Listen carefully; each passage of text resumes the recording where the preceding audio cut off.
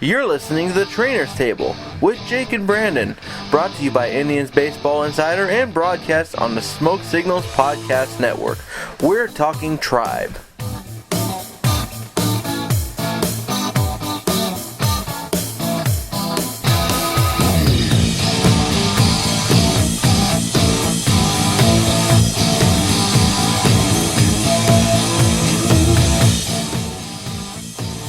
Well, good day, good afternoon, good evening, wherever, whatever you happen to be tuning in, we are glad to have you aboard. I'm Jake Dungan, managing editor for Indians Baseball Insider, introducing you to a brand new podcast to the Smoke Signals Podcast Network and IBI. This is the Trainer's Table podcast, where we discuss and give a little insider's info and expert opinion on various player injury-related news and whatever newsworthy topics come across our table. Fortunately for you, I will not be providing the insiders and expert insight on this podcast, so thank goodness for that. But we actually have somebody who actually knows what he's talking about. It is physical therapist Brandon Bowers, who also serves as the injury expert for Indians Baseball Insider. You see his work on He has a feature on IBI, and he's also been giving his insight on some of Tony's notebook pieces. So, Brandon, welcome to the show, and excited to get this thing going. Yeah, Jake, I appreciate you guys having me on. I'm looking forward to what looks like is going to be a great podcast to give Indians fans insight into their favorite players and the injuries that they've sustained. Unfortunately, as of late, we've had a lot that we can talk about. But I'm looking forward to diving in here a little bit and breaking down what's going on with the Indians. Yeah, it is unfortunate that we do have a lot to discuss, but we'll be sure to get to all of it. But before we do that, Brandon, why don't you go ahead and give us a little bit of your background info in your area of expertise, so fans can take comfort in knowing that you know what you're talking about, I guess is what I'm trying to say. Sure. So I was born and raised in Columbus, Ohio. My dad was from Northeast Ohio, so grew up on the Indians, Cavs, and Browns. And then I did my undergraduate work up at a small school in Michigan called Siena Heights. From there, I went on to grad school at the University of Toledo, where I earned my doctorate in physical therapy.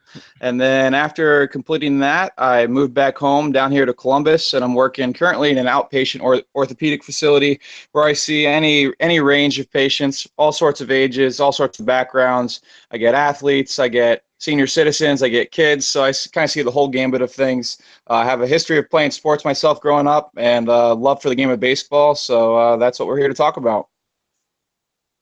Yes, and I'm excited. I'm glad to have somebody who actually knows what we're talking about. I mean, I like to think I'm interesting when I talk and have something and know what I'm talking about, but it's nice to have somebody on who actually has been educated to know what he's talking about and school to know what he's talking about. So this is going to be great. So let's go ahead and dive right in, though, because we got a lot to get to. First of all, breaking news as of yesterday, we learned that Carlos Carrasco, Indians starting pitcher, had sustained a non-displaced fracture on his pinky finger on his throwing hand.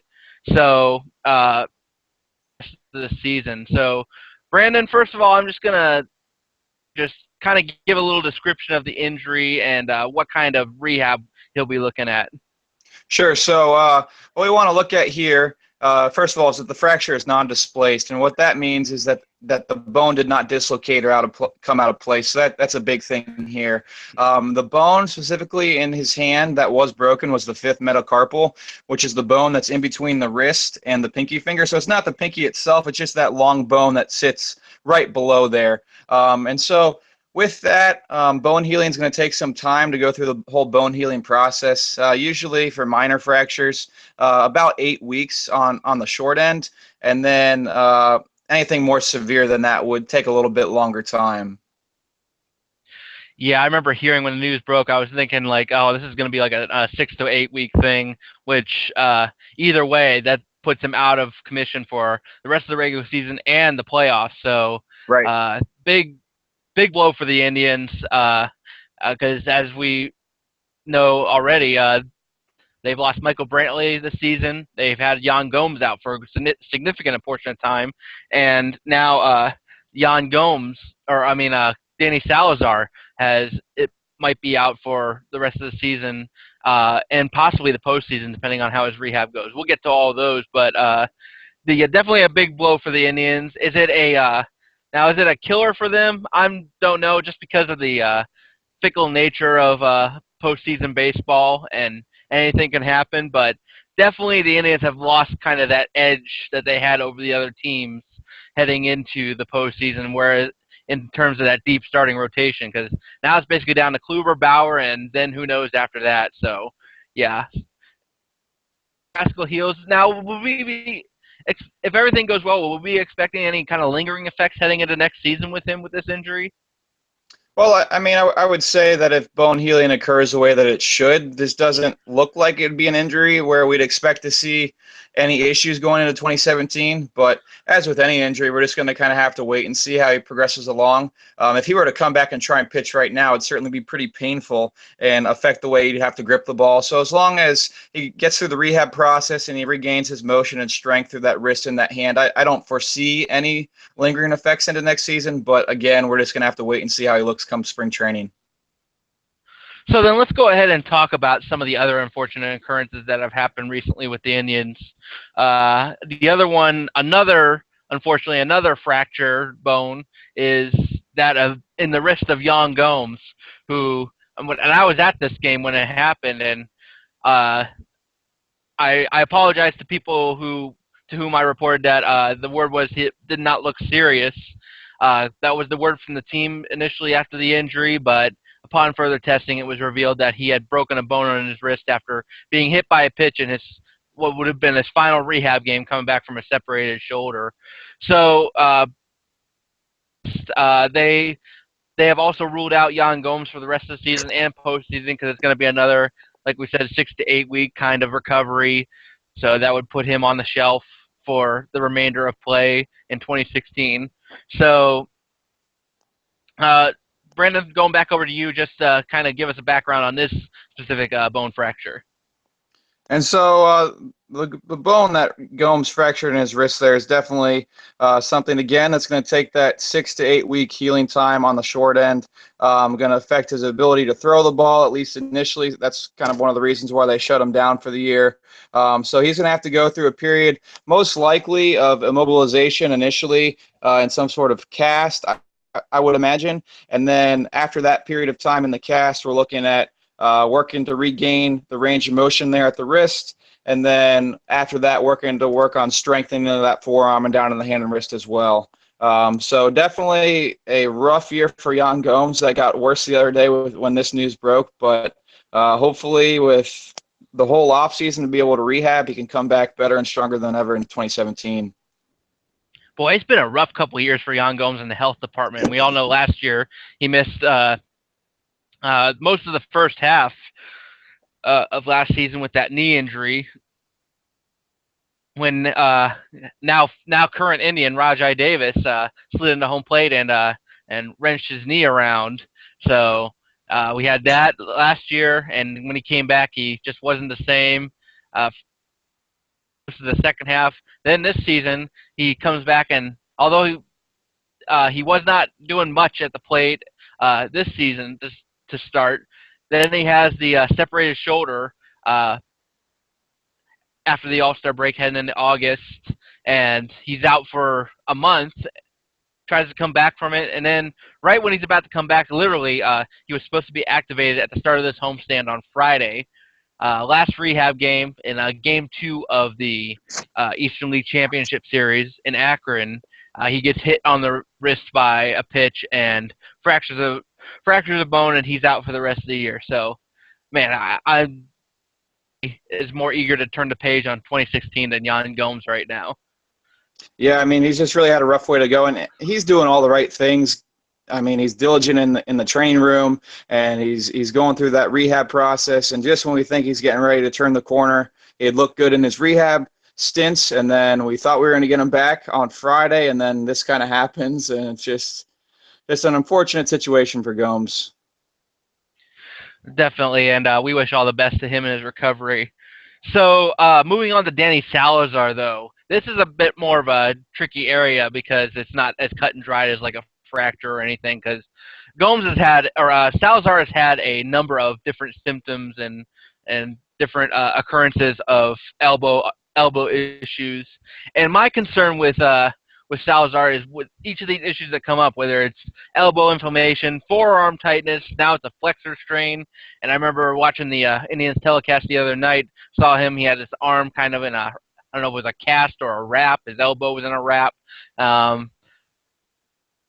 me, it just seems like warning signs to another potential Tommy John surgery. Now, he's already had one in, I believe, in his days in the minors, where he came back from, and he came back, he was throwing fire, gets called up 2013, then eventually starts the wild card game. And while he was on the losing end, he really was a breakout candidate for the Indians. And he's had his ups and downs since then, but it really looks like he was coming into his own this year. The Indians' best starter heading into the All-Star break. He makes the All-Star team. Then he just wasn't the same pitcher, particularly at the start of August when he got shelled against the Twins, and then a couple more innings after that. They eventually shut him down with that elbow inflammation, and then it was forearm tightness. He came back. He looked good at times. It looked like he was starting to, and then now it's he's down again with the flexor strain, and that would take him into the playoffs. He's not officially ruled out for the season, but things just aren't looking good for him right now. First of all, I'll ask you this, Brandon: are the symptoms that he is showing right now, are they toward the possible Tommy John surgery, a second one for him? I don't think they're necessarily warning signs at the current time. When the doctors went in and gave him the MRI, I believe it was last week, just to see what was going on when he was diagnosed with that flexor strain, they found that the ulnar collateral ligament, or that UCL ligament that is repaired with the Tommy John surgery, was healthy and intact. So that's good. But down the line, what we have to be careful of is if he keeps running into these elbow and forearm issues, that may be putting more stress on the elbow, more stress on that UCL ligament, and he could Tommy John issues down the line. I certainly don't think it's anything to be too concerned of right now, but I think the Indians are taking the right steps, kind of sitting him out for a little bit, helping to get things calmed down through that forearm, and hopefully it takes him that strain off the elbow so he don't run back down that same Tommy John surgery line that he had earlier in his career. So going back to my observation about him wearing the wrap on his elbow, is that just, is there like swelling going on, or is that just to keep his elbow in, put his elbow back in a good place, or flexor tendon in a good place? What's going on there? So anytime you see any kind of a wrap like that, and I didn't see it myself on the broadcast the other night, but those compression wraps are usually used for some sort of inflammation in the elbow there. You can use it. You see people wrap their ankles, wrap all sorts of other body parts, but anytime you use a compressive wrap like that, it's usually used for some sort of inflammation. That's what had occurred to me too. So in addition to that flexor strain, it might have been a reoccurrence of that elbow inflammation. So yeah, that I've seen these kind of warning signs in the past, but I'm not officially about to declare him fit for another Tommy John surgery, because one, I don't know anything medically speaking, but play the part of doctor like so many folks on Twitter tend to. But right. I'll leave that to you and your colleagues. So. Sure. But the thing I wonder now about Salazar is, first of all, one, if he comes back, he's not going to be in the rotation, which is unfortunate for the Indians given their recent developments with the starting pitching, with Carrasco now down, and they're basically down to two reliable starters in the rotation. Well, one, because he's going to be out for a while, and two, there's not going to be any minor league rehab option for him to himself out again. And even so, I don't know if the Indians would want to do that with the time he's been out and what he's been through as far as his elbow is concerned. You don't want to put, like you said, you don't want to put too much strain on that. If if these symptoms continue to reoccur. So would you say that it would be best advisable to pitch him out of the bullpen at this point? I mean, I'd say that's would be the Indians' only option at this point. With what they said last week, it sounds like they're going to shut him down here for a little bit. And they gave him what we call a plasma-rich protein injection the other day, or PRP injection. And what that serves to do, you can see all the details of the procedure on one of the issues of trainers take. But what the PRP injection does is it works to help to accelerate the healing process. So what the Indians are thinking there is that with this PRP injection, they can help to accelerate that process in hopes of possibly getting him back to use out of the bullpen. They can certainly try him out of the bullpen if he's feeling good and if he feels well after throwing and see what they've got out of him. But if he's doing more hurt for himself than good for the team, then I wouldn't imagine they'd mess around with trying to use him too long. So do you think that even with the current, the latest developments with the Indians pitching staff, if they felt that the best route was to shut him down, do you think they would still do that even though they're in a pennant chase here? You know, it's something where you kind of got to weigh both side of things here. I mean, you've got the Indians in a position that they're not in very often, in that they're going to be able to hopefully make a deep playoff run here. And so you've got that side of things, but then you also have the other side of things is the health of Danny Salazar. He's a young, flame-throwing pitcher that the Indians have that we have seen can dominate this league. I mean, he was great in the first half and was an all-star, so we know what he can do. And so the Indians kind of have to weigh the want to win now versus the long-term health and the future of Danny Salazar as a starter in this organization. It's a tough call. I agree, and I'm glad none of us have to make that call. That'll be up to Chris Antonetti and Mike Chernoff and Terry Francona. It's going to be a tough call for sure, and I'm sure that no matter what the call is, there's going to be a segment of fans that aren't going to be happy with it. But thus is the game of a manager or a front office member. No matter what you do, there's certain segment of fans that are never going to be happy. So they know what they're doing, and I trust their judgment no matter what it is. I will ask you this though: the last time he came back from that latest injury before this, which I believe was the forearm tightness, he came back after sitting out a couple weeks, missed like 3 to 5 starts, somewhere in that range. He comes back, and they put him right back in the rotation without sending him down for a rehab start. And that's something afterwards that even Terry Francona said that he might have pushed more for him to go down and make a rehab appearance before coming back to the big leagues. Now this is a case of, no one knows their body better than the actual player, but I would say, would you say that Terry Francona's assessment there and his and is correct, in that maybe they should have pushed him for a rehab start before coming back? Yeah, I'd agree with Terry Francona on this one. I mean, there's nothing better for a player coming back from an injury than live game action in rehab games. And so if Salazar were to be able to go down to AA Akron or AAA Columbus just to kind of get the feel for things again before getting thrown back into games that matter up at the big league level, I certainly think it would be beneficial. And then if we look at what he's dealing with now, that flexor strain in the forearm, that type of injury usually occurs after a single pitch or a single event, which I think the Indians mentioned. It's kind of similar to if you were to pull your hamstring. So it's a pulled muscle in his forearm that probably or could have been prevented if he could have kind of eased back into things in a rehab start. Okay, so I wanted to move on now and talk about kind of the 800-pound gorilla in the room as far as Indians injuries are concerned. Michael Brantley's been out for most of the season, and he's been arguably their best all-around player the last few seasons. I mean, he was finishing in the top 3 in the MVP race a few years ago, and look at his numbers throughout the last few seasons. It's hard to argue him not being at least the Indians' best hitter. So go ahead to recap. Brantley tore his labrum back at the end of last season, almost a year ago to the date, where he was diving for a ball in left field, couldn't make the catch, but he fell hard on his shoulder, ended up tearing that labrum, and would eventually undergo surgery. Shut him down the rest of the year. He would undergo surgery to repair it, and then he tried to make a comeback in the off season, and things were looking pretty good because he was limited in what he could do, but he was participating in the player preparation, and he even played in some of the Cactus League games.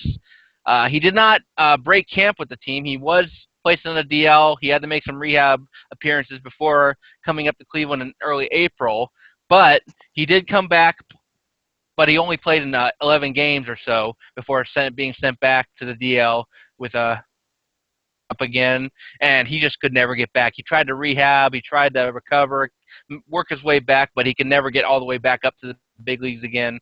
And this is an injury that is kind of is kind of close, near and dear to me here, because I kind of got to go through this personally. Not myself, but my mom had to go through this.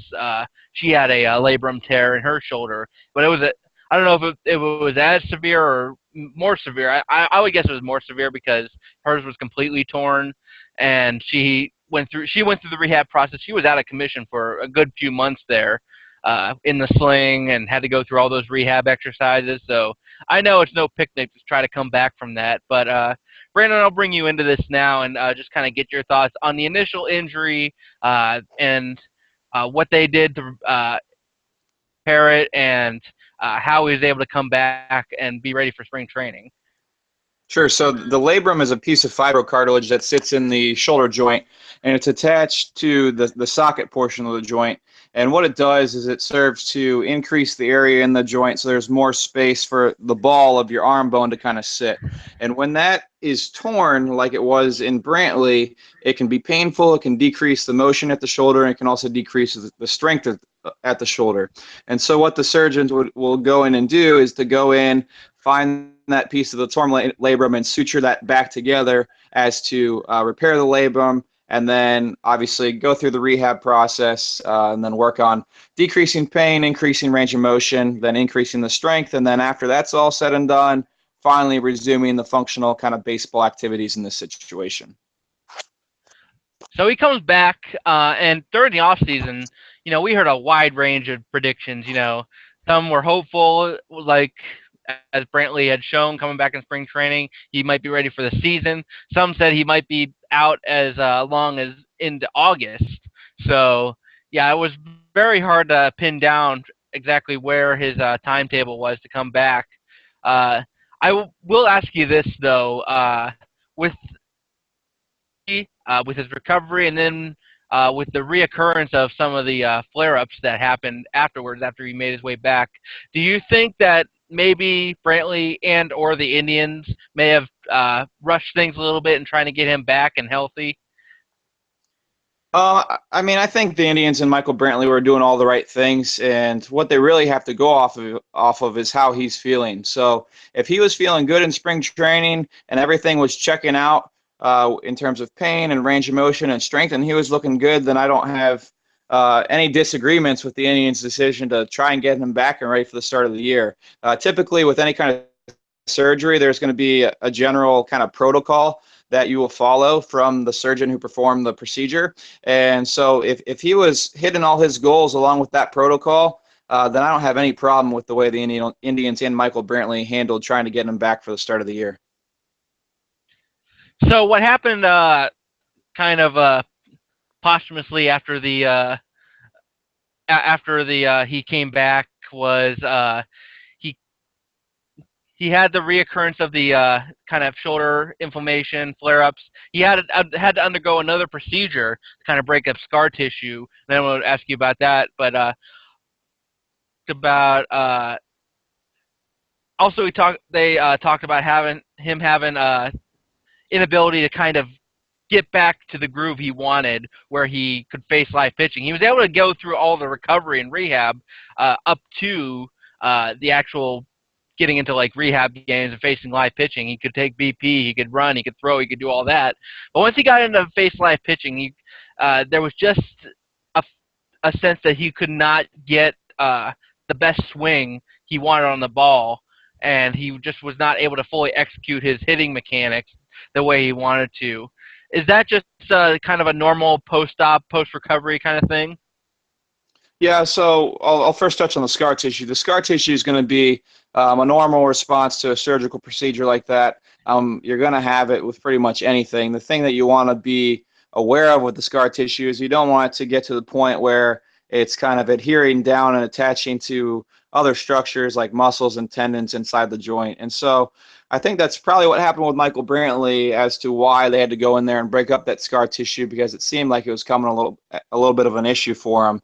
As far as him not being able to get back in the groove of things, everybody's going to be a little bit different. But again, like I said earlier, ultimately it's going to come down to how the player feels. And if the player feels like he's unable to perform like he wants, and there ended up being something else wrong, and that was that chronic biceps tendonitis that we will touch on here in a little bit. But if he's not feeling 100% right, then that's what the Indians have to go off of, and then they need to kind of handle things accordingly at that point. So you mentioned the biceps tendonitis that ultimately put him out of commission for the rest of the season. They were still kind of hopeful that he might be able to come back for the stretch run and get him back. They had tried to push him through the rehab process and then shut him down again. Then it was discovered that he had the biceps tendonitis, and that called for another procedure. Man, I tell you what a year. You go 3 times under the knife. That's not something I think that anybody wants to do, but just talk a little bit about the biceps tendonitis, and could this be in any way either directly or indirectly connected to the initial injury, the labrum tear, or any of the followed? Sure. So biceps tendonitis, anytime you're dealing with something that's a tendonitis, the itis on the end of that word refers to inflammation, and typically those conditions come from overuse. And so it could be related to the labrum as well. That biceps tendon goes and actually attaches to the labrum in the shoulder.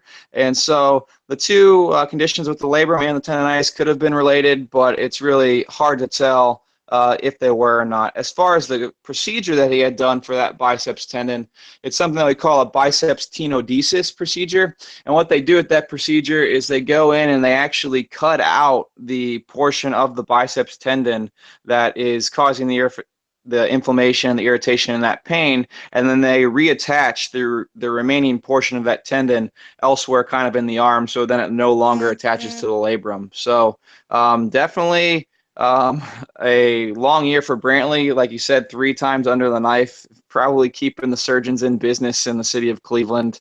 But we'll see what he can do come 2017. So that brings me to my next point, asking about 2017 and what we can expect from Brantley. I mean, 2016 is a lost season for him. He'll be a year older, and then he'll have had all this work done on his arm and his shoulder. So possibly could we still see the same Michael Brantley we saw a couple years ago, the MVP candidate? And if so, will he be fully ready to go by the time spring training rolls around? I would like to certainly hope that we can see the Michael Brantley of old. He's had 2 procedures that have addressed 2 kind of major shoulder injuries, with the labral tear, and then the biceps tenodesis is a big procedure. And so hopefully they caught it early enough that he can have enough time through the offseason and be ready to go for spring training. But it's definitely, as we mentioned before, everybody's going to respond differently, and it's going to be kind of a wait and see to see how he reports to Goodyear in 2017, to see how he's looking, see how he's feeling, and then slowly start to ease him back into things, so as we don't run down any of these shoulder injury roads again next season. Certainly tough to see, because I got to talk to him on a few occasions and during his rehab time in Akron. And you can just tell just from talking to him, he was just frustrated beyond belief. He really wanted to get out there and play. And he would say, hey, I'm feeling fine. I want to get out there and play now. But obviously there was some physical limitations that were preventing him from doing so. But knowing him and the type of guy he is, team player, he'd rather be out there trying to help his teammates win than sitting on the bench playing cheerleader. Right. Yeah, it's definitely tough, especially when the Indians have played as well as they have for as long as they have this year. You want to get out there and be a part of that, and when you're not able to do that, it can definitely be a tough situation to be in. Well, at least he'll have a little bit of company now on the bench to kind of form a cheering section. So we wish them all the best, though, in all seriousness, with Salazar, Carrasco, Jan Gomes, and Brantley, all the best in their recovery, and we hope we get to see them back in the full swing of things in 2017. So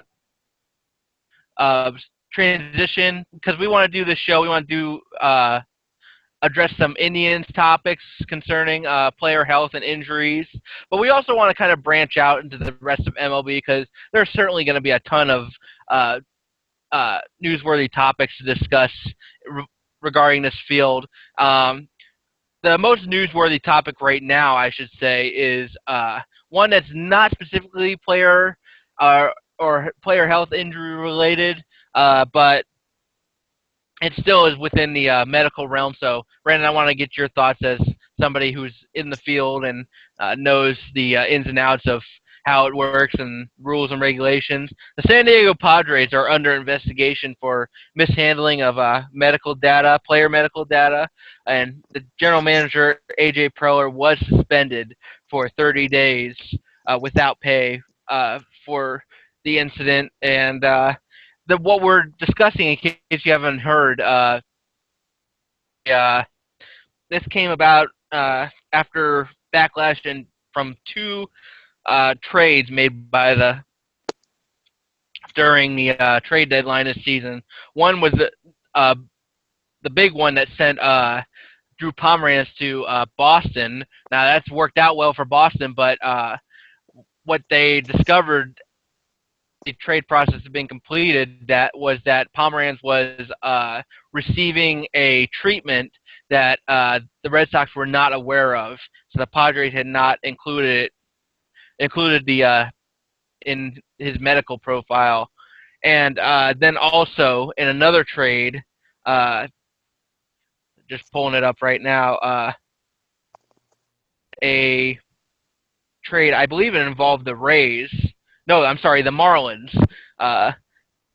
It was also partially reversed after it was discovered that pitcher Colin Ray had a pre-existing elbow issue. So basically, the gist I get from this and what I've heard from various articles and read in various articles and heard on MLB Network and other news outlets is that the Padres basically kept medical profiles on certain players. One for general consumption, obviously would mean they would send it along trades, and the other one was for private use, which would contain other data that I don't know if they viewed it. How they viewed it is whether they wanted to keep it secret, or I don't know what their intentions were, but it's definitely a little bit of some sketchy area that they are getting into with this. And as the investigation goes on, I'll ask you, Brandon, as someone in the medical field, first of all, could there be anything actionable on a legal standpoint? I think there certainly could be. I mean, anytime you're not documenting a procedure that you've done, or you're saying that you've done something that you haven't, there's definitely an ethical and kind of moral issue at the core of it. I know as a practicing physical therapist that if somebody were to do that just in the regular realm of physical therapy, not in the baseball world, there definitely could certainly be legal action brought upon that therapist if they were to do so. So flipping back here to the Padres, it's just not a good situation and really reflects poorly on the Padres organization that they're kind of deceiving other teams from medical procedures that were or were not rendered. It's just not a good look for the Padres. So then A.J. Preller gets suspended. Now, as of now, his job is still intact, but is this something because it's not just this, but over the last couple of years, we know the ups and downs of the Padres. AJ Preller was the superstar of the offseason a couple of years ago when he made all those moves that everybody thought were going to put the Padres on top as far as playoff contenders go. And then that event in his face, unfortunately, and since then he has made some moves that have not been popular with the fans, and you can argue that have not necessarily been very beneficial to the San Diego as an organization. So I don't know if would you say this is a fireable offense for AJ Preller this offseason, or would this, on top of everything that has happened over the last couple of years, eventually lead to him losing his job?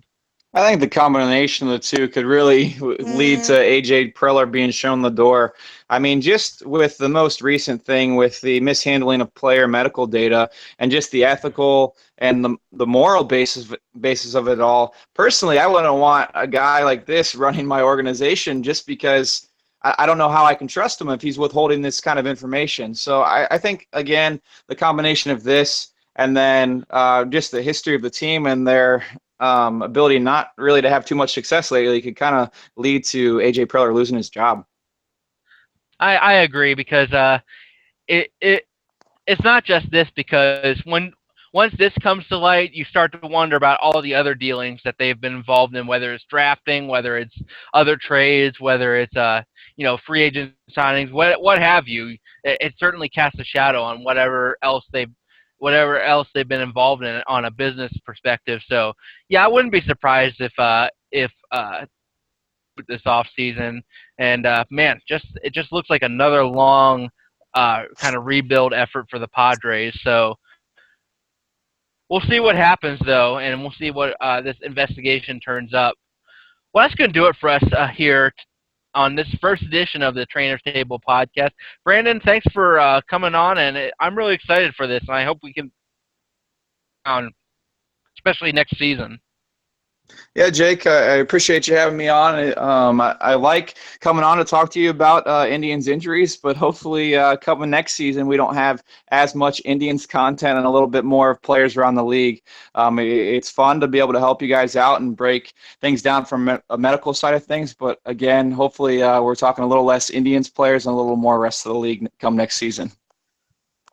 Yeah, I should probably mention that this will not be, per se, a regular podcast on the network. We'll probably do this every other week at most, once a month. Probably it would be more of a realistic scenario for us here. But we'll be here whenever there's breaking news as far as Indians player injury news or news around the league. I certainly will be interested in getting your perspective, Brandon, on it, and being able to talk about it and get some into the matter.